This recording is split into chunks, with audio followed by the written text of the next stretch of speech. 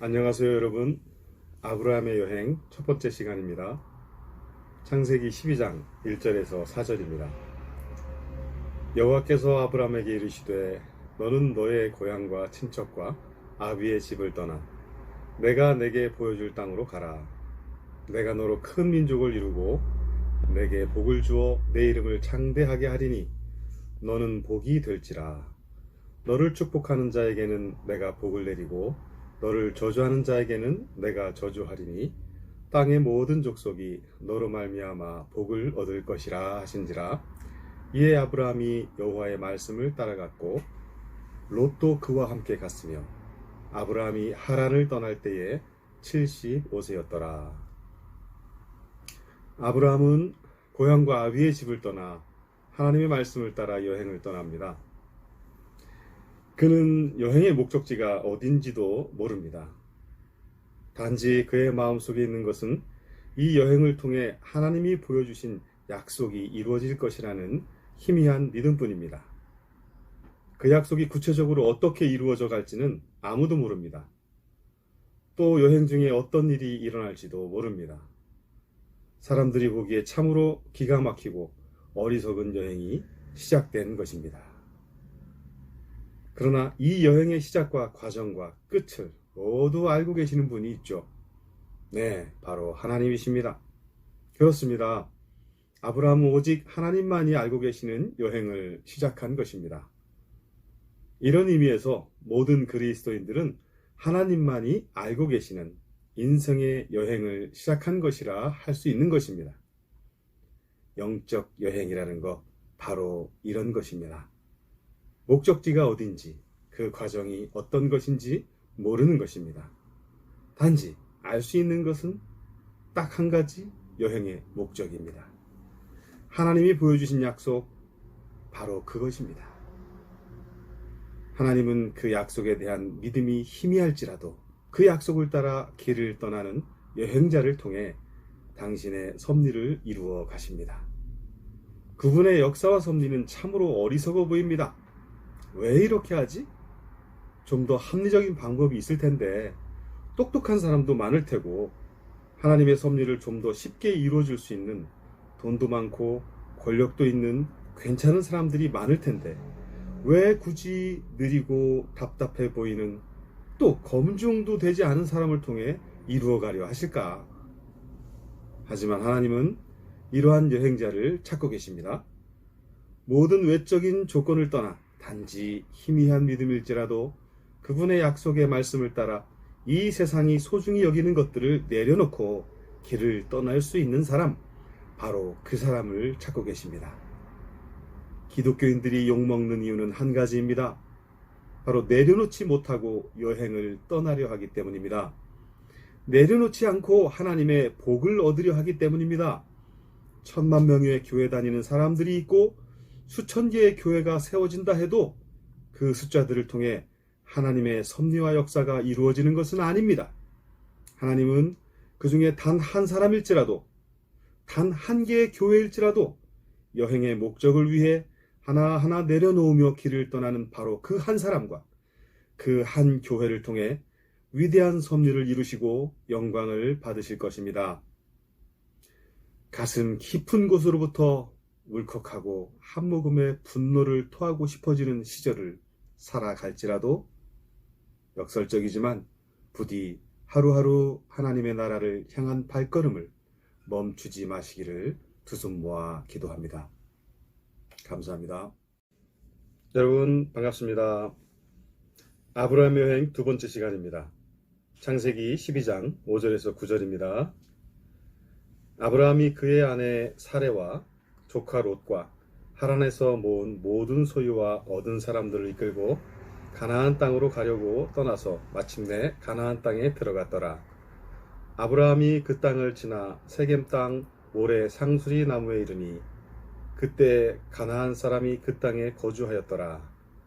여호와께서 아브라함에게 나타나 이르시되 내가 이 땅을 네 자손에게 주리라 하신지라. 자기에게 나타나신 여호와께 그가 그곳에서 제단을 쌓고 거기서 베델 동쪽 산으로 옮겨 장막을 치니 서쪽은 베델이요 동쪽은 아이라. 그곳에서 여호와께 제단을 쌓고 여호와의 이름을 부르더니 점점 남방으로 옮겨갔더라. 하나님의 비전을 받고 길을 떠난 아브라함, 이제 가나안 땅에 도착하게 됩니다. 그곳에 도착한 지 얼마나 되었을까요? 어느 날 하나님께서 나타나셨어요. 그리고 이렇게 말씀하십니다. 내가 이 땅을 네 자손들에게 주겠다. 근데 여러분, 우리가 여기서 한번 생각해 봐야 할 것이 있습니다. 그 당시 가나안 땅은 이미 많은 사람들이 거주하고 있었잖아요. 그런데 그 땅을 아브라함 자손들에게 주시겠다. 어쩌면 우리는 하나님께서 아브라함에게 주시라고 한 땅에 대해서 이렇게 생각하고 오지 않았을까요? 여러분도 그렇게 생각하지 않습니까?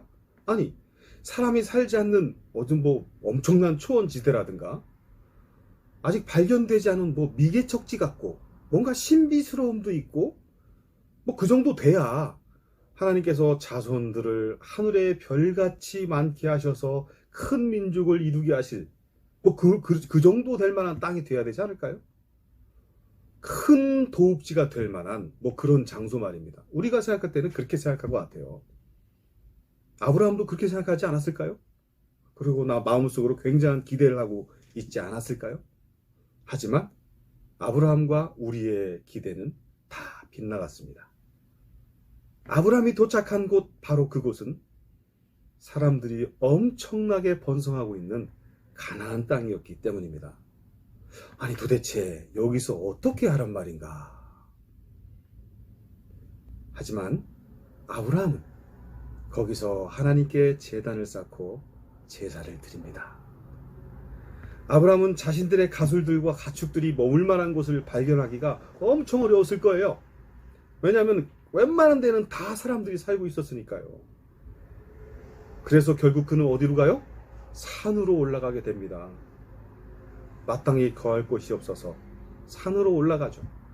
하지만 거기서도 그는 하나님께 제사를 드립니다. 여러분, 제사가 무엇입니까? 그것은 바로 하나님의 임재를 감사하면서 찬양하는 인간의 최고 행위이지 않습니까? 여기서 우리는 아브라함의 믿음을 보아야 합니다. 비록 현실적으로는 거할 곳도 마땅치 않은 상태지만 그 마땅치 않은 곳에서 하나님의 임재를 감사하며 믿음의 제사를 드립니다. 아직 아무것도 시작된 게 없어 보입니다. 하지만 이미 진행되고 있는 하나님의 섭리를 인정하면서 찬양하는 것입니다. 내가 생각한 것과 많이 달라 보일 수 있습니다. 내가 예측한 것과 결과가 다를 수도 있습니다. 마땅치 않아 보이는 현실을 넘어서 역사하고 계시는 하나님을 바라보십시오. 그 가운데에서 감사하고 찬양하는 것, 그것이 바로 예배입니다. 언제 어디서나 어떤 상황 속에서도 하나님의 임재의 감격을 맛보는 예배자가 되시기를 진심으로 기원합니다. 감사합니다. 안녕하십니까 여러분.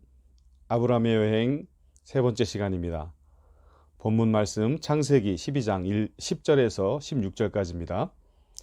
마침 그 지방에 흉년이 들었는데 그 흉년이 너무나 심하여 아브라함은 이집트에 몸붙여 살려고 옮겨간 일이 있었다. 이집트 땅에 발을 들여놓기 전에 아브라함이 아내 사레에게 당부하였다. 나는 당신이 정말 아름다운 여자라고 생각하오. 이집트인들이 당신을 보면 당신의 남편이라고 해서 나를 죽이고 당신만 살려둘 것이요. 그러니 나를 오라버리라고 부르시오. 그러면 내가 당신 덕으로 죽음을 면하고 대접도 받을 것이요. 아브라함은 이집트에 들어갔다. 이집트인들이 보기에 그의 아내는 정말 아름다웠다. 이집트 왕의 신하들은 그를 보고 왕 앞에 나아가 아름다운 여인이 나타났다고 아뢰었다. 그리하여 사레는 왕궁으로 불려 들어갔다. 아브라함은 그 덕분에 대접을 받고 남종들과 여종들, 양떼와 소떼, 암나귀와 순나귀, 그리고 낙타를 여러 마리 받았다.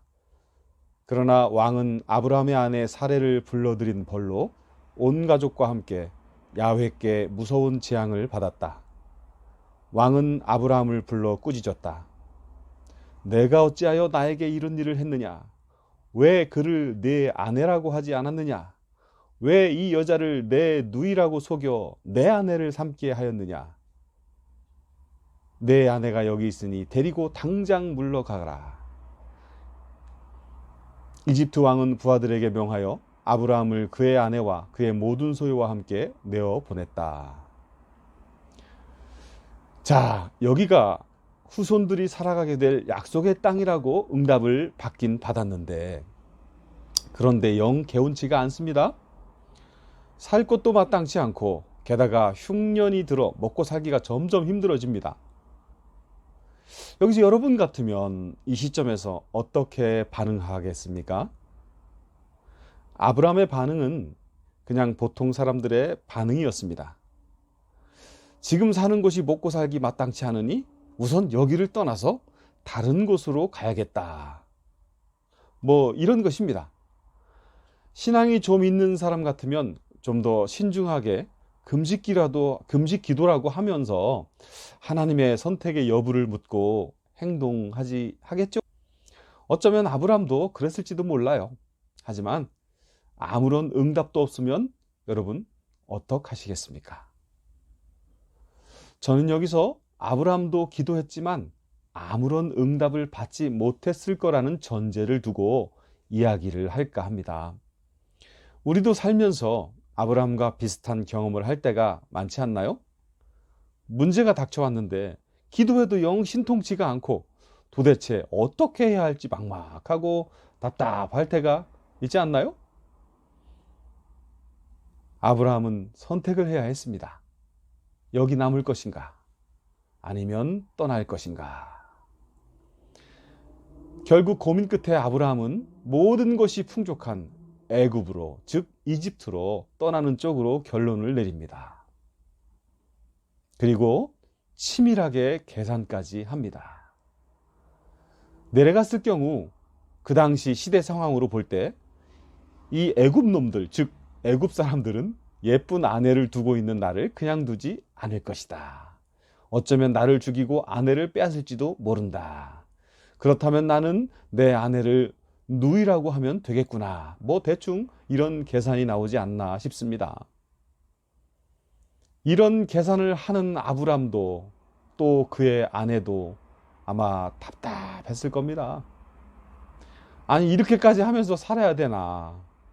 그렇죠? 근데 허나 어쩝니까?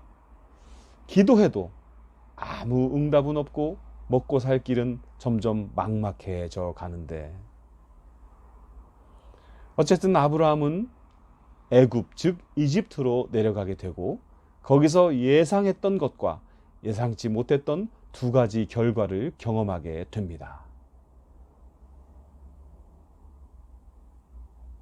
예상했던 것은 역시나 애굽 사람들이 자기 아내에게 눈독을 들였다는 것과, 예상치 못했던 것은 아내가 애굽 왕의 후처로 들어갔다가 다시 나오는 바람에 많은 재산을 얻게 되었다는 것이지요. 이 부분은 아브라함도 전혀 예상치 못한 결과일 것입니다. 여러분, 여기서 우리는 두 가지 중요한 교훈에 직면하게 됩니다. 첫 번째, 우리가 살면서 때때로 기도 응답이 되지 않을 때 우리는 우리가 가지고 있던 지혜와 지식만으로 어떤 선택을 해야 합니다.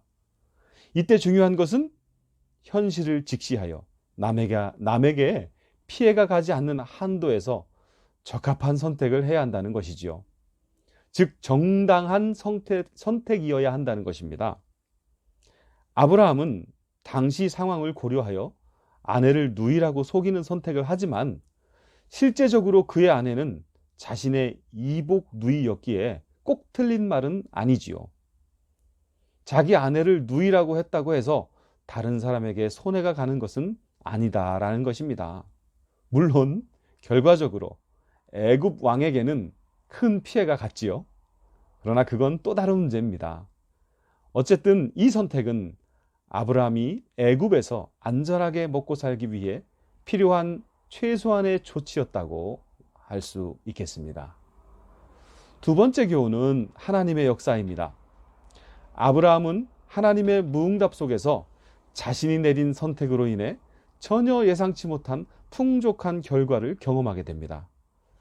여기서 우리가 깊이 생각해야 할 것은 이 모든 과정을 하나님이 그냥 방임하지 않았을 것이라는 겁니다. 하나님은 아브라함이 무응답 속에서 과연 어떤 선택을 하는지 보면서 만족해하지 않았을까? 그런 생각을 해봅니다. 자식, 좀 비겁해 보이기는 해도 나름대로 지혜롭고 정당하게 살려고 발버둥 치는구나. 이제 내가 이쯤에서 개입을 좀 할까? 이렇게 하지 않았을까요? 결국 아브라함의 가정도 파탄나지 않고 애굽의 왕도 재앙에서 벗어나게 됩니다. 아마도 이 일로 인해 아브라함은 하나님의 섭리와 역사에 대해 보다 많은 것을 깨우치게 되었을 것입니다. 하나님은 결코 나를 버리거나 방임하시는 분이 아니라는 사실과 자신이 전혀 예상치 못한 은혜의 결과를 주시는 분이라는 사실을 말입니다. 여러분, 잘 산다는 거, 그건 아무런 문제 없이 풍족하게 산다는 것만 의미하는 게 아닐 겁니다. 문제가 좀 있어도, 좀 가난해도 그 속에서 하나님의 역사를 경험하며 사는 게, 그게 잘 사는 거 아닐까요? 그게 사는 재미 아닐까요? 먹고 살기 힘들다고 해서 수단과 방법을 가리지 않고 풍족하기만을 추구한다면 신앙생활을 한다 해도 거기엔 천국이 없을 겁니다. 하나님과 동행하는 재미를 아는 사람, 그래서 모든 상황 속에서도 웃을 수 있는 여유 있는 삶, 그게 바로 이 땅 위의 천국일 것입니다.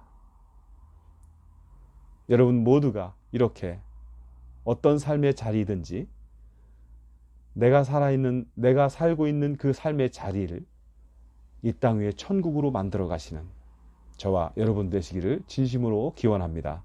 감사합니다. 안녕하십니까, 여러분. 아브라함의 여행 네 번째 시간입니다. 오늘 묵상 본문은 창세기 13장 1절에서 13절입니다. 아브라함이 애굽에서 그와 그의 아내와 모든 소유와 롯과 함께 네겝으로 올라가니 아브라함에게 가축과 은과 금이 풍부하였더라. 그가 네겝에서부터 길을 떠나 베델에 이르며 베델과 아이 사이 곧 전에 장막 쳤던 곳에 이르니 그가 처음으로 제단을 쌓은 곳이라. 그가 거기서 여호와의 이름을 불렀더라. 아브라함의 일행 롯도 양과 소와 장막이 있으므로 그 땅이 그들이 동거하기에 넉넉하지 못하였으니 이는 그들의 소유가 많아서 동거할 수 없었음이니라. 그러므로 아브라함의 가축의 목자와 롯의 가축의 목자가 서로 다투고 또 가나안 사람과 브리스 사람도 그 땅에 거주하였는지라. 아브라함이 롯에게 이르되 우리는 한 친족이라. 나나 너나 내 목자나 네 목자나 서로 다투게 하지 말자. 내 앞에 온 땅이 있지 아니하냐? 나를 떠나가라. 내가 좌하면 나는 우하고 네가 우하면 나는 좌하리라. 자, 아브라함은 애굽에서 전혀 예상치 못한 하나님의 은혜로 큰 부자가 됩니다. 하지만 기쁨도 잠시뿐 조카 롯의 목자들과 자신의 목자들의 다툼으로 인해 그는 고민에 빠지게 되지요. 땅은 좁고 가축들은 넘치고 마실 물과 풀은 한계가 있고 주변에는 다른 부족들이 살고 있고 도무지 해결책이 서지 않아 머리가 지끈거렸을 것입니다. 결국 그는 조카 롯과 헤어져야겠다는 특단의 결론을 내리게 됩니다. 하지만 또 다른 문제에 봉착합니다. 어떻게 헤어질 것인가? 조카를 어디로 보낼 것인가 하는 것입니다. 아마도 많이 고민했을 겁니다. 마음 같아서는 아브라함도 넓고 풍요로운 지역으로 가고 싶었겠지요. 내가 어른이니까 내가 먼저 선택하고, 하지만 삼촌된 처지에서 얌체같이 좋은 곳을 먼저 선택해서 간다는 것은 위신이 서지 않는 거겠지요. 그래서 그는 조카 롯에게 먼저 선택권을 주기로 합니다. 아니나 다를까 롯은 동쪽 요단의 넓고 풍요로운 지역을 선택합니다. 조카의 선택을 바라보는 아브라함은 씁쓸했을 것입니다. 그러나 어쩝니까? 그래도 삼촌인데. 이렇게 하여 롯은 요단 지역으로 떠나가고 아브라함은 서쪽 지역에 남게 됩니다. 여기서 우리는 한 가지 교훈을 얻게 됩니다. 다름 아닌 갈등을 해결하는 방법입니다.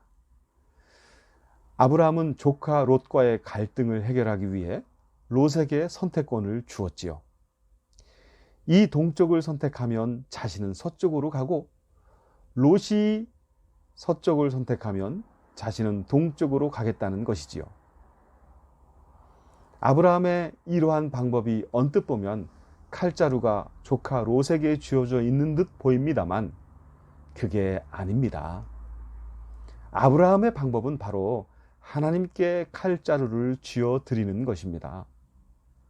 내가 동쪽이 되든 서쪽이 되든 그것은 모두 하나님의 섭리를 따라 이루어지는 것이라는 대단한 믿음이 없다면 결코 실행할 수 없는 것이지요. 내가 원했던 방향으로 결론이 나지 않았을 경우 서운한 마음도 들겠지만, 이 과정에 하나님이 개입하셨다는 믿음을 가지고 순종하는 것, 그게 바로 신앙인의 모습 아니겠습니까? 요즘 세상은 사람들의 양심이 하도 망가져서 신앙인들이 이렇게 멋있는 방법으로 다툼이나 분쟁과 같은 해결하려 한다면 아마도 대부분은 그것을 역으로 이용하려 하겠지요. 그래도 하나님을 믿는 경제인이라면, 그래도 하나님을 믿는 정치가라면, 그래도 하나님을 믿는 사람이라면 오늘 본문에서 아브라함이 보여준 용기 있는 믿음의 방법을 지혜롭게 활용해야 하지 않을까 하는 생각을 합니다. 죄성으로 인해 망가진 양심으로 가득한, 그래서 인간적인 방법이 난무하는 세상 속에서 정직한 신앙인으로 산다는 거 정말 힘든 일입니다. 여전히 해결되지 않고 있는 크고 작은 분쟁과 갈등의 현장들을 바라보며 조카 롯과의 갈등을 믿음으로 해결했던 아브라함이 간절히 생각나는 요즘입니다. 내가 좌하면 나는 우하고 내가 우하면 나는 좌하리라. 감사합니다. 안녕하십니까 여러분. 아브라함의 여행 5번째 시간입니다. 오늘 묵상 본문은 창세기 13장 14절에서 18절입니다.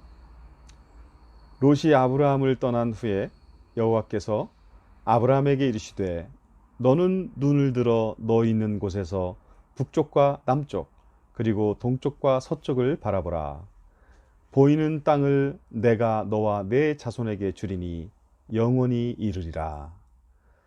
내가 내 자손이 땅의 티끌 같게 하리니 사람이 땅의 티끌을 능히 셀 수 있을진데 내 자손도 세리라. 너는 일어나 그 땅을 종과 휭으로 두루 다녀보라. 내가 그것을 네게 주리라. 이에 아브라함이 장막을 옮겨 헤브론에 있는 마므레 상수리 수풀에 이르러 거주하며 거기서 여호와를 위하여 제단을 쌓았더라. 롯이 좋은 지역을 선택하여 떠났습니다. 그 모습을 바라보는 아브라함의 마음은 어땠을까요? 여러분 같았으면 어땠을 것 같아요? 한편으로는 조카가 좋은 지역으로 이사를 가니 다행이다 이렇게 생각도 했겠지만, 다른 한편으로는 왠지 서운하고 씁쓸하지 않았을까요? 헤어지는 아픔보다는 이제 이 척박한 산중에서 살아갈 생각을 하게 되니 막막한 생각도 들었을 것 같습니다. 도대체 하나님의 비전은 언제 어떻게 이루어져 간다는 것인지. 아니, 남들이 다 좋은 땅 차지하고 사는 이곳에서 겨우 산중에 빌붙어 살고 있는데 이거야 원. 누울 자리를 보고 발을 뻗으랬는데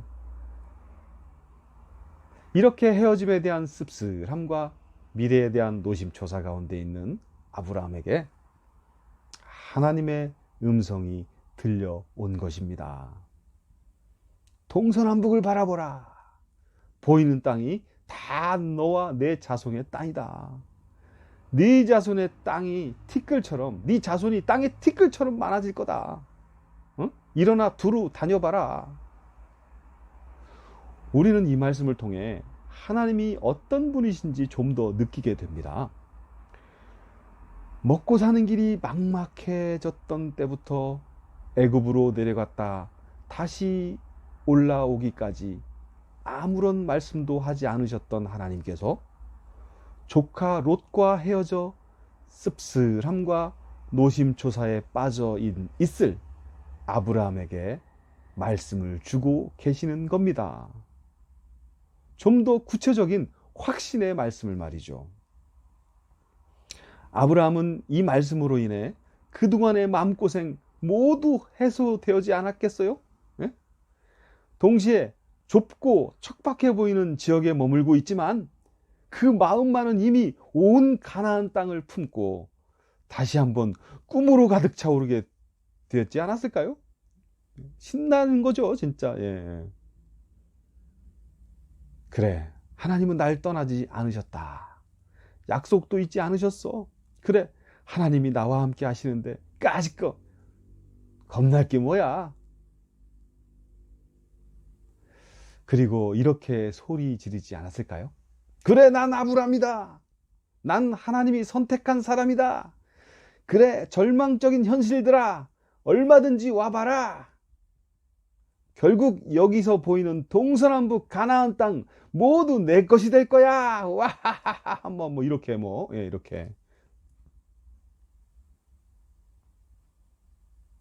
우리는 여러 가지 사건들로 인해 지칠 때가 많습니다. 믿는 자 가운데 이루어져야 할 하나님의 비전, 하나님의 나라는 너무 멀게만 느껴질 때가 많지요. 정의, 평화, 생명, 사랑과 같은 하나님 나라의 가치들이 역사의 뒤안길로 사라져 가는 것만 같을 때가 있지요. 마치 믿음을 따라 선한 뜻으로 양보했지만 노른자 땅을 다 빼앗겨버린 듯한, 그리고 척박한 산중에 홀로 남겨진 아브라함처럼 말입니다. 왠지 씁쓸하고 손해본 것 같은 마음을 금할 길이 없지요. 그러나 오늘 말씀 가운데 아브라함에게 임재하시는 하나님의 모습을 통해 위로를 받습니다. 하나님은 아브라함을 잊고 계신 것이 아니었습니다. 비록 나타나는 역사의 현장은 하나님의 비전으로부터 점점 멀어지는 듯해 보이지만 믿음의 사람 아브라함을 향한 하나님의 비전은 여전히 진행 중이었던 것입니다. 여러분, 믿음으로 살다가 손해본 것 같다 하여 의기소침해하지 마시기 바랍니다. 하나님의 나라의 가치들을 실현하기 위해 살다가 뒤통수를 맞은 것 같다 하여 실망하지 마시기 바랍니다. 우리가 믿음으로 사는 한 하나님께서 믿는 자에게 주시는 약속, 그 꿈은 여전히 진행되고 있기 때문입니다. 믿음은 바라는 것들의 실상이요, 보이지 않는 것들의 증거입니다. 감사합니다. 안녕하십니까, 여러분. 아브라함의 여행 6번째 시간입니다. 오늘 묵상 본문은 창세기 14장 1절에서 16절입니다. 네 왕이 소돔과 고모라의 모든 재물과 양식을 빼앗아 가고 소돔에 거주하는 아브라함의 조카 롯도 사로잡고 그 재물까지 노력하여 갔더라.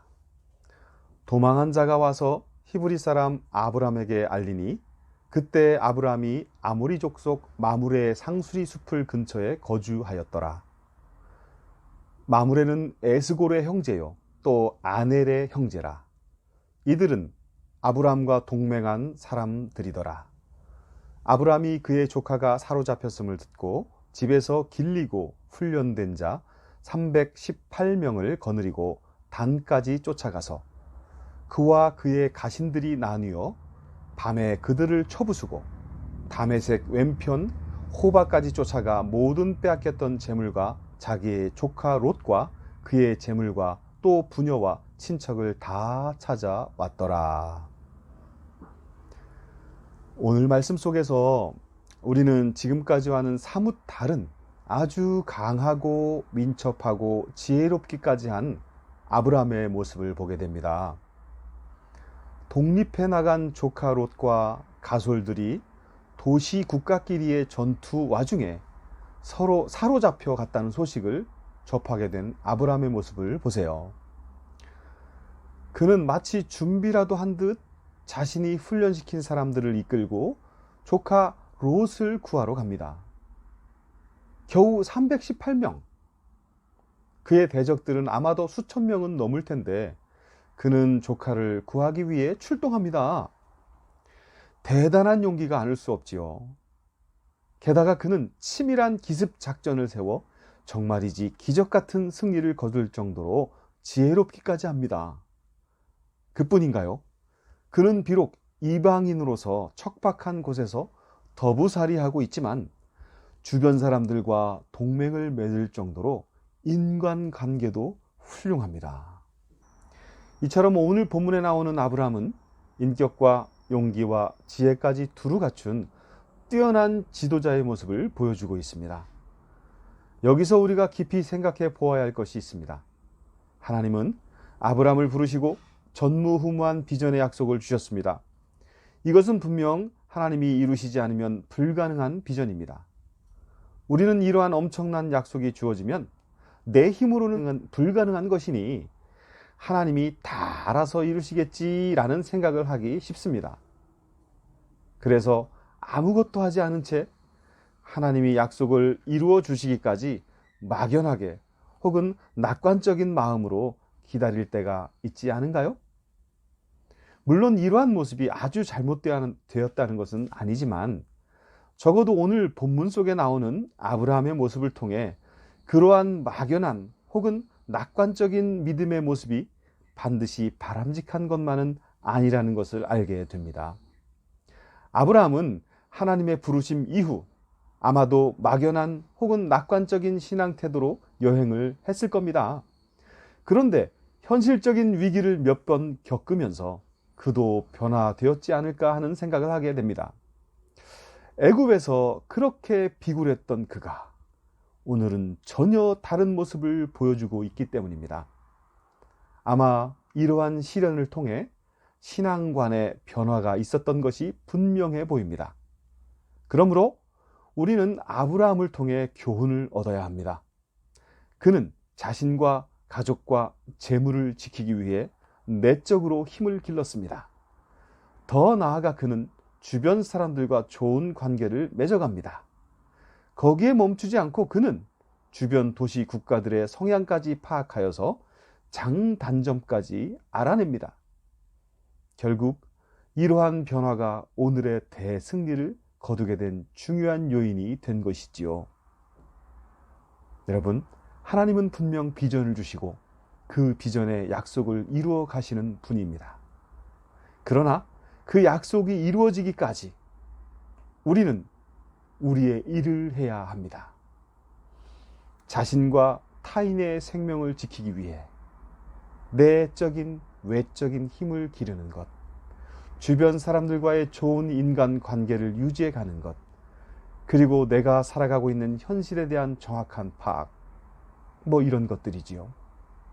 현실에 대해 정확히 파악한다는 것은 매우 어려운 부분입니다만 적어도 신앙인이라면 성서에 기반을 둔 가치관으로 현실을 파악해야 하지 않을까요? 정치적 관점보다 경제적 관점보다 자신이 속해 있는 집단의 이익을 우선시한 관점보다 더욱 성서의 정신이 무엇인지, 내가 따르는 예수의 정신이 무엇인지에 대한 진지한 고민을 통해 현실을 보아야 하지 않을까요? 물론 경제가 모든 것의 가치 기준이 되어 있는 현실 속에서 위와 같은 결단과 선택은 어려운 일일 것입니다. 모든 것을 흑과 백으로 양날의 가치 기준의 잣대를 들이대려는 정치적 현실 속에서도 어려운 일일 것입니다. 또한 이쪽을 선택하는 것이 저쪽을 선택하는 것보다 현실적으로 이익이 분명하다면 이 또한 어려운 일일 것입니다. 그러나 신앙인으로 산다는 것은 나의 선택이 타인과 사회 전체에 영향을 미칠 수 있다는 것을, 더 나아가 역사에 영향을 미칠 수 있다는 책임 의식을 가진 존재로서의 선택과 결단의 삶이 아니겠습니까? 아브라함은 비전을 가진 신앙인으로서 그의 선택과 결단은 미래 그의 후손들에게 영향을 끼치게 되는 책임적 존재가 됩니다. 우리는 오늘 바로 그러한 책임적 존재로서의 신앙인의 모습을 아브라함을 통해 보게 되는 것입니다. 동시에 하나님께서 아브라함의 선택과 결단을 당신의 섭리를 이루어가는 도구로 사용하시는 모습을 보면서 오늘 현대 그리스도인들을 바라보시는 하나님의 모습을 보게 됩니다. 쉽지 않은 일이겠지만 하나님 비전, 역사, 선택, 그리고 결단의 존재로서 나 자신을 살펴보며 살았으면 좋겠습니다. 감사합니다. 안녕하십니까 여러분. 아브라함의 여행 7번째 시간입니다. 오늘 묵상 본문은 창세기 14장 17절에서 24절입니다. 아브라함이 그들라오멜과 그와 함께한 왕들을 쳐부수고 돌아올 때에 소돔 왕이 사회 골짜기 곧 왕의 골짜기로 나와 그를 영접하였고 살렘 왕 멜기세덱이 떡과 포도주를 가지고 나왔으니 그는 지극히 높으신 하나님의 제사장이었더라. 그가 아브라함에게 축복하여 이르되 천지의 주제이시오 지극히 높으신 하나님이여 아브라함에게 복을 주옵소서. 너희 대적을 내 손에 붙이신 지극히 높으신 하나님을 찬송할지로다 하매 아브라함이 그 얻은 것에서 10분의 1을 멜기세덱에게 주었더라. 소돔 왕이 아브라함에게 이르되 사람은 내게 보내고 물품은 내가 가지라. 아브라함이 소돔 왕에게 이르되 천지의 주제이시오 지극히 높으신 하나님 여호와께 내가 손을 들어 맹세하노니 네 말이 내가 아브라함으로 치부하게 하였다 할까 하여 내게 속한 것은 실 한 오락이나 들끈 한 가닥도 내가 가지지 아니하리라. 오직 젊은이들이 먹은 것과 나와 동행한 아넬과 에스골과 마므레의 분깃을 제할지니 그들이 그 분깃을 가질 것. 우리는 오늘 본문에 나오는 세 사람을 통해 어떤 인생을 살아야 하는지에 대해 도전을 받게 됩니다. 첫 번째 사람은 소돔 왕입니다. 그는 전투에서 패하여 백성을 버리고 도주하였다가 아브라함의 승리 소식을 듣고 마중 나옵니다. 그가 마중 나온 이유는 승리를 축하하기 위해서가 아니었지요. 그는 단지 자신이 빼앗겼던 것에만 관심이 있었습니다. 하지만 자신이 빼앗겼던 모든 것들은 아브라함의 전리품이 되었기에 되돌려 달라고 요구하기엔 무리가 있었지요. 그래서 그는 마치 아브라함에게 선심이나 쓰듯 재물들은 포기하고 사람들만 돌려달라고 요구합니다. 자, 여기서 알아야 할 것은 그는 분깃을 요구할 권리가 전혀 없는 사람입니다. 그럼에도 선심 쓰듯 요구하는 모습을 통해 그가 얼마나 뻔뻔하고 모렴치한 사람인지 보게 됩니다. 그의 성품은 23절에서 아브라함이 잘 드러내주고 있습니다. 그는 자기 때문에 아브라함의 재산이 늘어나게 되었다고 떠벌리며 다닐 사람이라는 것이지요. 이것은 이미 당시 모든 사람들이 그 사람 됨됨이를 알고 있었다는 증거가 됩니다. 그리고 두 번째 사람은 살렘 왕 멜기세덱입니다. 그는 그 당시 사람들에게 지극히 높으신 하나님의 제사장으로 인정받고 있는 인물입니다. 그는 승리한 아브라함을 축하하기 위해 떡과 포도주를 가지고 나와서 아브라함을 축복하며 하나님을 찬양합니다. 전투를 치르느라 제대로 먹지 못하고 피곤에 지쳤을 사람들에게 멜기세덱의 선물과 축복은 큰 힘과 위로가 되었을 것입니다. 자, 그리고 마지막 세 번째 사람은 아브라함입니다. 그는 전투에서 승리하였기에 그 당시 관례대로라면 그가 노획한 모든 것들은 모두 그의 전리품이 됩니다. 하지만 소돔 왕의 뻔뻔한 모습을 보게 되자 그는 소돔 왕의 모든 것을 돌려줍니다. 두고두고 문제거리를 만들며 골치 아프게 할 사람이라는 것을 알고 있기 때문입니다. 즉, 아브라함은 문제거리가 될 부유함보다 깨끗한 관계를 선택한 것입니다. 오늘 나오는 이 세 사람을 보며 나는 어떤 인생을 살아가고 있는가를 생각하게 됩니다. 나는 위로가 필요한 사람에게는 위로가 되는 사람인가? 축복의 말보다는 비난과 비방의 말을 더 많이 하며 살고 있지는 않은가? 문제의 소지가 있든 말든 우선 돈부터 벌면 장땡이라는 생각으로 일하고 있지는 않은가? 보다 풍요롭게 잘 살아야 한다는 현실적 문제로 뻔뻔함과 모렴치를 신앙의 이름으로 합리화하고 있지는 않은가? 우리가 어떤 인생의 여전을 선택하든 지구는 여전히 돌 것이며 태양은 뜨고 질 것이며 밤과 낮 그리고 사계절은 돌고 돌 것입니다. 하지만 그렇다고 해서 내 마음에 평안이 있는 것은 아닐 것입니다. 그렇다고 해서 내 마음에 기쁨이 가득 차오르는 것은 아닐 것이고 감사한 마음으로 찬양을 부를 수 있는 것은 아닐 것입니다. 선택의 기준은 바로 이것입니다. 위로받기보다는 위로하는 것을, 불평과 비난의 말보다는 축복의 언어를, 문제가 될 수 있는 눈앞의 이익보다는 깨끗한 물질을 선택하는 것입니다. 어쩌면 이것은 현실적으로 매우 어려울 수 있겠지요. 하지만 생각해 보세요. 하나님은 우리가 어떤 인생을 선택하기 원하실까요?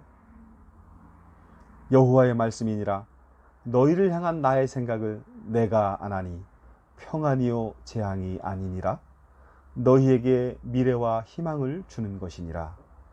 예레미야서 29장 11절 말씀입니다.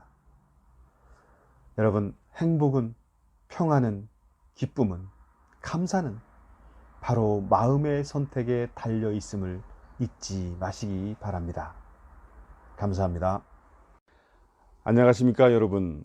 아브라함의 여행 8번째 시간입니다. 본문 말씀 창세기 15장 1절에서 7절입니다. 이후에 여호와의 말씀이 환상 중에 아브라함에게 임하여 이르시되 아브라함아 두려워하지 말라. 나는 네 방패요 너의 지극히 큰 상급이니라. 아브라함이 이르되 주 여호와여 무엇을 내게 주시려 하나이까?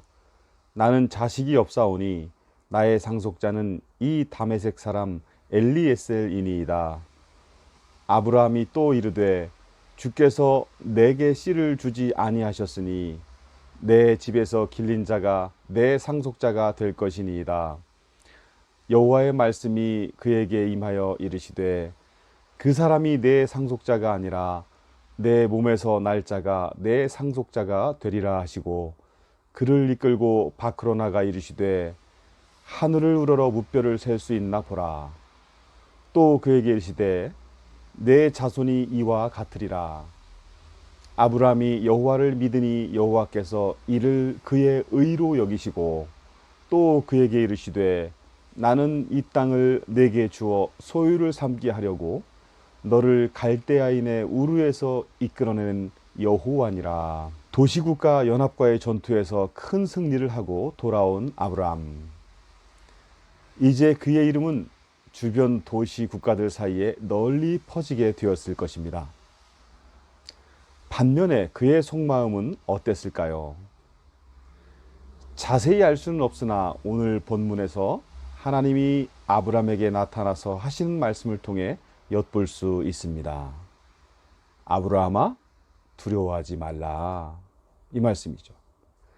하나님이 아브라함에게 두려워하지 말라는 말씀을 하신 걸로 봐서 아브라함의 마음속에는 뭔가 두려움이 있었던 것 같습니다. 기적 같은 승리 이후 유명해졌을 아브라함. 그 두려움은 무엇이었을까요? 추측해 보건대 계속되는 어려운 사건들 아니었을까요? 조카 롯과의 헤어짐, 사로잡힌 조카를 구하기 위해 강적들에 맞서 벌인 전투, 소돔 왕을 비롯한 주변 도시국가들의 견제와 시기심, 이런 것들이 아니었나 싶습니다. 하지만 그를 가장 두렵게 하는 것은 자신의 나이는 자꾸 먹어가고 있는데 아직도 자식이 없다는 것 아니었을까요? 하나님의 약속은 땅의 티끌처럼 자손이 번성케 되는 것인데 현실을 보면 자녀를 갖기에는 점점 불가능해져 가고 있다는 것입니다. 그래서 그는 심중에 자신의 상속자로서 자식처럼 아끼는 종인 엘리에셀을 생각하고 있었던 것 같습니다. 그러나 하나님은 아브라함의 이러한 심정을 잘 알고 계시기나 한 듯 아브라함에게 하늘의 별처럼 그의 자손이 번성하리라고 말씀해 주고 있습니다. 우리는 여기서 하나님과 인생의 다름을 보아야 합니다. 우리 인생들은 주변 현실 변화에 민감하게 반응하며 웃기도 하고 울기도 하며 걱정과 근심과 불안에 빠지기도 합니다. 하지만 하나님은 변함없이 섭리를 진행시켜 나가고 계십니다. 하나님은 아브라함에게 바로 그 사실을 가르쳐 주신 것입니다. 네가 지금 현실적 변화에 민감하게 울고 웃으며 근심과 두려움에 빠져 있느냐? 그러나 너를 향한 나의 섭리는 계속 진행 중이란다. 두려워하지 말라. 하나님께 이끌려 밖으로 나와 하늘의 별을 보게 된 아브람, 그는 다시금 큰 용기와 믿음을 얻게 됩니다.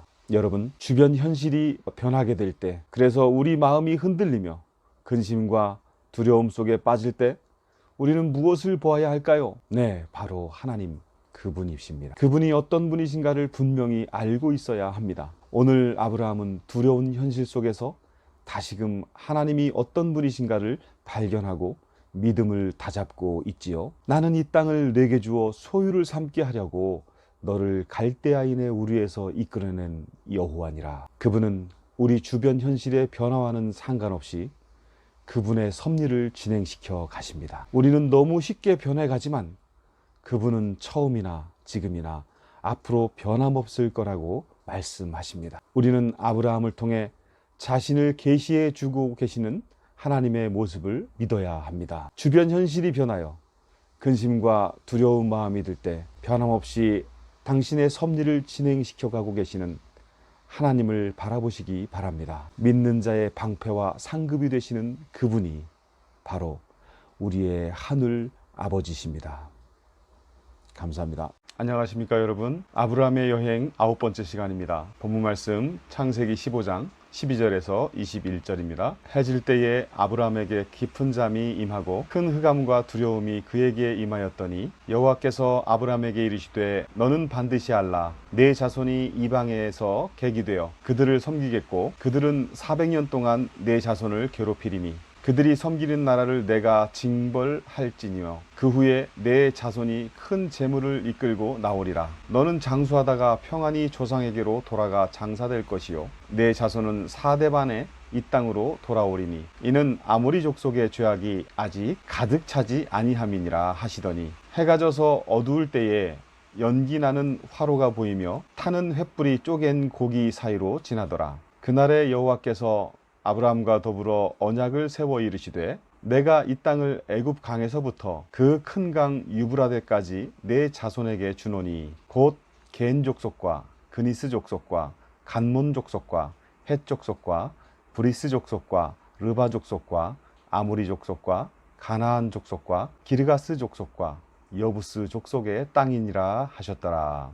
아멘. 오늘 본문에서 아브라함은 하나님으로부터 희비가 엇갈리는 계시를 받습니다. 기쁨의 계시는 아브라함 자신은 장수하다가 평안히 죽게 된다는 것이요, 아픔의 계시는 아브라함 자신의 후손들이 이방 땅에서 400년을 종살이하게 된다는 것입니다. 아브라함의 후손들이 왜 종살이를 해야 하는지에 대해서는 여러 학자들 간에도 의견만 분분할 뿐 분명치가 않습니다. 그렇기에 단지 우리는 하나님께서 이스라엘이라는 국가와 민족을 세우기 위해 꼭 필요한 과정이었다고 추측할 수밖에 없습니다. 왜 그렇게 혹독한 과정이 필요했느냐고 반문한다면 그 답은 고난을 통해 무언가를 다듬고 완성해 가시는 하나님만의 독특한 방법이라고밖에 말할 수 없을 것 같습니다. 하나님의 섭리와 역사를 인간인 우리가 어찌 다 알고 이해할 수 있겠습니까? 단지 우리는 자연의 섭리와 인류의 역사의 발자취를 통해 하나님의 방법을 어렴풋이나마 깨달을 뿐입니다. 또한 하나님이 왜 히브리라고 부르는 족속을 선택했는지, 왜 그들을 가나안 땅으로 인도하시며 왜 그 땅에 살고 있는 족속들을 모두 멸망시키도록 하셨는지에 대해서도 우리의 지식으로는 이해하기 어렵습니다. 단지 성서의 기록대로 특별한 섭리를 따라 한 개인과 민족을 일으키시기도 하시며 죄악을 따라 망하게도 하시는 세상 역사와 인생의 주관자로서 하나님을 발견할 뿐입니다. 오늘 아브라함은 희비가 엇갈리는 계시를 받으며 아무런 의문을 제시하지 않습니다. 어쩌면 속으로는 반문했는지도 모릅니다. 도대체 왜 그러시냐고. 왜 내 후손들이 꼭 종살이를 해야만 하냐고. 나중에 피비린내 나는 전쟁을 하며 꼭 가나안 땅을 차지해야 하냐고. 하지만 아브라함은 아무런 불만을 표시하지 않습니다. 아마 그는 하나님의 섭리를 자신이 다 이해할 수 없다는 것을 깨닫고 있었을 것입니다. 그러므로 오늘 말씀을 통해 우리가 깨달아야 할 것은 이것입니다. 하나님께서 하시는 일들은 우연히 되는 것 하나도 없다는 것입니다. 우리가 도저히 이해하지 못하는 일들이 일어날지라도 그것은 하나님의 필연이라는 섭리를 따라 일어난 것입니다. 주위를 둘러보세요. 내가 이해할 수 있는 것들이 과연 얼마나 될까요? 이렇게 말을 하고 있는 저도 제 인생에 대해서조차 이해하기 힘듭니다. 그냥 받아들일 뿐이죠. 여러분, 우리는 아브라함처럼 장수하다가 평안히 죽을 수도 있을 것이고 아니면 갑작스레 죽음을 맞이할 수도 있을 것이며 혹은 내가 죽는지도 모르는 채 죽을 수도 있을 것입니다. 하지만 그건 우리 소관이 아닌 거지요. 마찬가지로 죽음과 같이 우리가 이해할 수 없는 우리 소관이 아닌 것들에 대해 이해하려 한다면 그것은 어리석은 것일 것입니다. 그런 건 그냥 받아들이는 것입니다. 오늘 아브라함처럼 말입니다. 오늘 하루 내 삶의 자리에 희비가 교차하는 순간들이 올지라도 그냥 받아들여 봅시다. 그래서 하나님의 섭리를 온몸으로 느껴보시는 그런 하루가 되시기를 진심으로 바랍니다. 감사합니다. 안녕하십니까 여러분. 아브라함의 여행 10번째 시간입니다. 오늘 본문 말씀 창세기 16장 1절에서 6절입니다. 아브라함의 아내 사레는 출산하지 못하였고 그에게 한 여종이 있으니 애굽 사람이요 이름은 하갈이라. 사레가 아브라함에게 이르되 여호와께서 내 출산을 허락하지 아니하셨으니 원하건대 내 여종에게 들어가라. 내가 혹 그로 말미암아 자녀를 얻을까 하노라 하매 아브라함이 사레의 말을 들으니라. 아브라함의 아내 사레가 그 여종 애굽 사람 하갈을 데려다가 그 남편 아브라함에게 첩으로 준 때는 아브라함이 가나안 땅에 거주한 지 10년 후였더라. 아브라함이 하갈과 동침하였더니 하갈이 임신하매 그가 자기의 임신함을 알고 그의 여주인을 멸시한지라. 사레가 아브라함에게 이르되 내가 받는 모욕은 당신이 받아야 옳도다. 내가 나의 여종을 당신의 품에 두었거늘 그가 자기의 임신함을 알고 나를 멸시하니 당신과 나 사이에 여호와께서 판단하시기를 원하노라. 아브라함이 사레에게 이르되 당신의 여종은 당신의 수중에 있으니 당신의 눈에 좋을 대로 그에게 행하라 하매 사레가 하갈을 학대하였더니 하갈이 사레 앞에서 도망하였더라. 아멘. 우리는 오늘 성서의 내용을 통해 하나님의 약속과 계획을 인간적인 방법으로 이루어 보려는 인생의 모습을 보게 됩니다. 아브라함이 가나안 땅에 들어온 지 어언 10여 년의 세월이 흘렀습니다. 참으로 긴 시간이지요. 하나님은 분명 아브라함의 후손이 번성케 되리라는 약속을 주셨지만 긴 시간 동안 아브라함의 아내인 사레에게 임신 소식이 없습니다. 아마 아브라함도 그랬겠지만 그의 아내인 사레도 무척 초조했을 것입니다. 세월은 흐르고 나이는 먹어가고 임신은 되지 않고 이쯤 되면 초조해할 만도 하겠지요. 그래서인지 사레는 어느 날 아브라함에게 자신의 계획을 이야기합니다. 아무래도 자신은 임신하지 못할 것 같으니 대신 자신의 여종 하갈을 통해 자식을 가지면 어떻겠냐는 씨바지 계획이었지요. 아브라함도 곰곰이 생각해 보았을 것입니다. 생각해 보니 사레의 말도 일리가 있는 것 같았기에 그는 사레의 말을 따라 하갈과 동침하게 됩니다. 결과는 대성공이었어요. 하갈이 임신하게 된 것입니다. 어쩌면 두 사람은 바로 이게 하나님의 뜻이었구나 이렇게 생각하며 기뻐했을지도 모릅니다. 그러나 기쁨도 잠시, 사레와 임신한 하갈 사이에 다툼이 일어나게 되었고 결국 사레의 학대에 못 이겨서 하갈은 도망가게 됩니다. 여기서 우리가 보아야 할 것은 하나님의 약속과 인간의 생각입니다. 오늘 아브라함과 사레는 결혼한 지 수십 년이 흘렀지만 자식이 없는 상태였어요. 그렇기에 누구라도 씨바지를 통해 혹은 양자를 들여서라도 대를 이어가야 하는 것이 옳다고 생각할 것입니다. 문제는 여기서부터 발생합니다. 번성케 하리라는 약속을 현실적이며 상식적인 수준에서 생각하다 보니 자신의 수준에 맞지 않으면 그 수준에 맞추기 위해 인위적인 방법을 통해서라도 이루어 가려 한다는 것입니다. 나름대로 일리는 있습니다. 현실적으로, 상식적으로 이리 보나 저리 보나 그 방법밖에 없어 보이기 때문이지요. 그러나 이럴 때마다 우리가 놓치기 쉬운 것이 바로 하나님의 성품, 즉 하나님의 속성입니다. 하나님은 어떤 분이십니까? 하나님은 전능하신 분입니다. 그렇기에 그분께는 불가능한 것이 없습니다. 우리는 그 사실을 머리로는 인정합니다만 문제는 그 전능하신 하나님의 역사가 나에게는 이루어지지 않을 거라는 생각한다는 것이죠. 그래서 믿음으로 기다리기보다는 더 쉬운 방법을 선택하게 됩니다. 이것이 하나님의 뜻일 거라는 나름대로의 합리성을 가지고 말이지요. 조급함.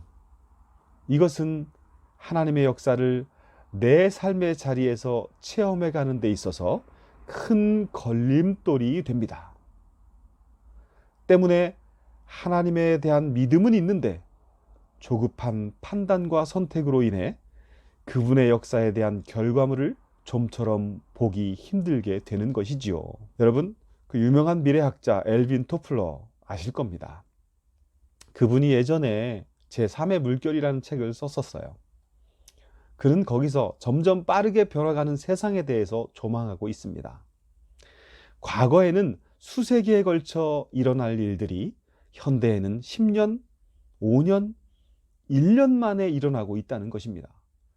결국 그 덕분에 정부와 사회를 이루었고 이제는 세계 곳곳에서 일어나는 일들을 실시간으로 접하며 빠르게 반응할 수 있게 되었습니다. 마치 세상은 보다 빠르게라는 구호를 외치며 경주하는 것만 같습니다. 몇몇 TV 광고를 보면 빠른 것은 선이고 빠르지 않은 것은 마치 악처럼 느껴지기까지 합니다. 과거 우리 조상들의 철학 속에는 느림의 미학이라는 것이 존재했죠. 그런데 오늘 우리에게는 빠름의 미학만이 존재하는 것만 같습니다. 세상의 풍조가 이렇다 보니 하나님과의 관계에 있어서도 이 빠름의 미학이 작용하는 듯 보입니다. 각종 예배와 집회의 시간은 물론이려니와 시대가 흐를수록 전반적인 우리의 신앙생활은 점점 시간에 쫓기는 듯한 조급한 증세를 보이고 있지 않은가요? 계획을 세워도 기도를 해도 뭔가 빨리 눈에 보이는 결과물을 기대하고 있지 않은가 말입니다. 인간과의 관계에 있어서도 그렇겠지만 하나님과의 관계에 있어서도 보다 빠르게는 조급함을 낳게 되고 그 조급함은 실수와 허물을 낳게 되는 필연적인 과정입니다. 우리는 오늘 아브라함과 사례를 통해 바로 그 과정을 보게 되는 것입니다. 성령의 열매 중 오래 참음이 있는 것은 단지 사람과의 관계에서뿐만 아니라 하나님과의 관계에 있어서도 오래 참음은 필요한 것이기에 우리에게 주어지는 선물이라고 생각됩니다. 보다 빠르게가 나은 조급증 때문에 하나님의 시간을 인간의 시간으로 저울질하며 살아간다면 우리는 아브라함과 사레의 실수와 허물을 계속 반복하며 살게 될 것입니다. 그렇게 신앙생활한다는 것은 우리에게 주신 은혜의 삶의 자리에서 너무 많은 것을 놓치며 살아가는 것이 아닐까 하는 생각이 듭니다. 오늘은 하나님의 말씀을 깊이 음미하는 가운데 내 삶의 자리를 돌아보며 한 텀 쉬어감이 어떨까 합니다. 감사합니다. 안녕하세요, 여러분. 아브라함의 여행 11번째 시간입니다. 오늘 묵상 본문 창세기 16장 7절에서 14절입니다. 여호와의 사자가 광야의 샘물 곁 곧 술길 샘 곁에서 그를 만나 이르되 사레의 여종 하가라 내가 어디서 왔으며 어디로 가느냐? 그가 이르되 나는 내 여주인 사레를 피하여 도망하나이다. 여호와의 사자가 그에게 이르되 내 여주인에게로 돌아가서 그 수하에 복종하라. 여호와의 사자가 또 그에게 이르되 내가 내 씨를 크게 번성하여 그 수가 많아 셀 수 없게 하리라. 여호와의 사자가 또 그에게 이르되 내가 임신하였은즉 아들을 낳으리니 그 이름을 이스마엘이라 하라. 이는 여호와께서 내 고통을 들으셨음이니라.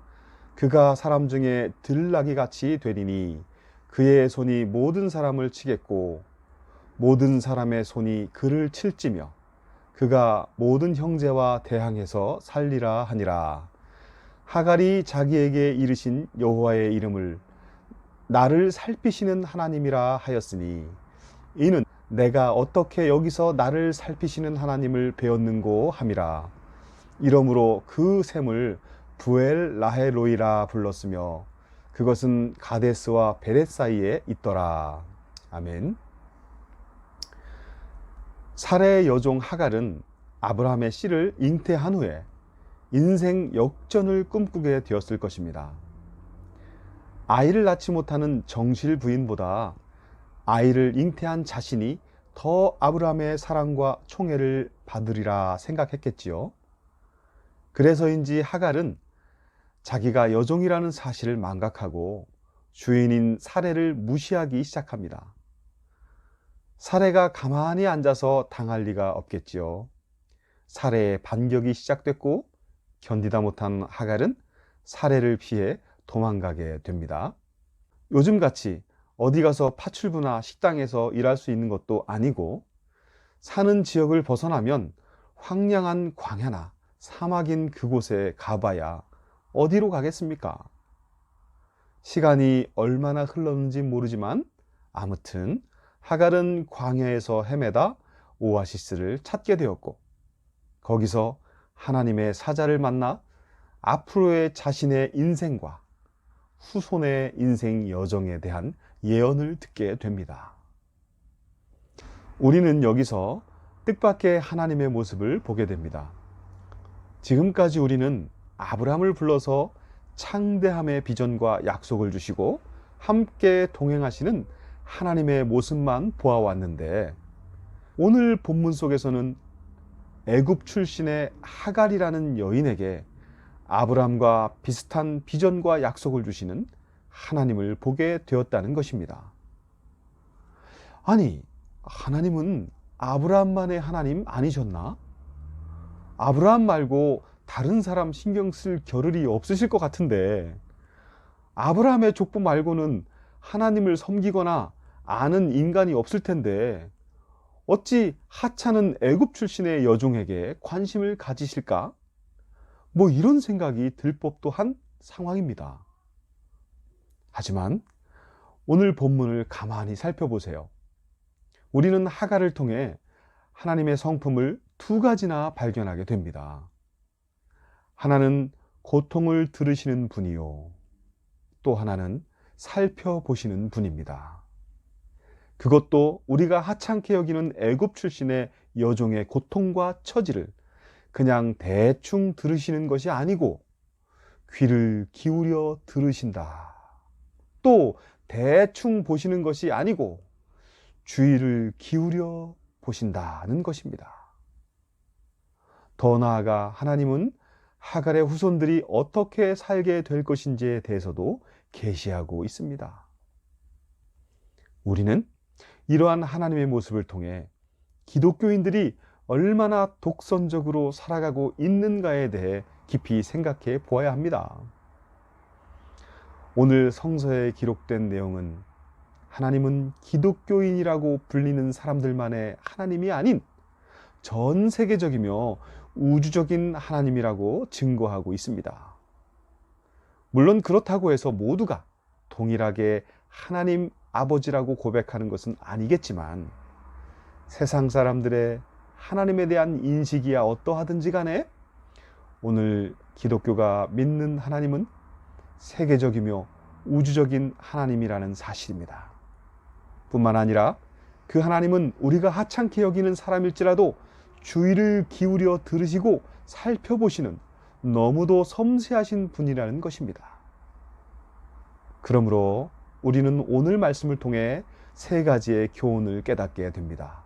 첫째, 세상 사람들을 향해 너무 배타적인 자세는 바람직하지 않다는 것이고, 둘째, 하나님은 나의 고통과 처지를 주의를 기울여 듣고 살펴보신다라는 것이고, 세 번째, 하나님은 우리가 작고 하찮게 여기는 사람들의 고통과 처지도 주의를 기울여 듣고 살펴보신다라는 것입니다.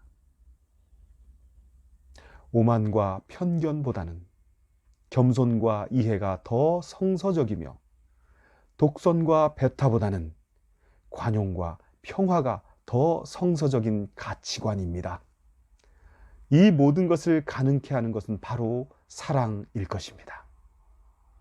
이제 오늘 우리는 범상치 않은 오늘 이 시대를 살아가고 있지만 하나님의 마음으로 세상을 위해 또 너를 위해 우리를 위해 더 깊은 사랑으로 기도해 보심이 어떨까 합니다. 감사합니다.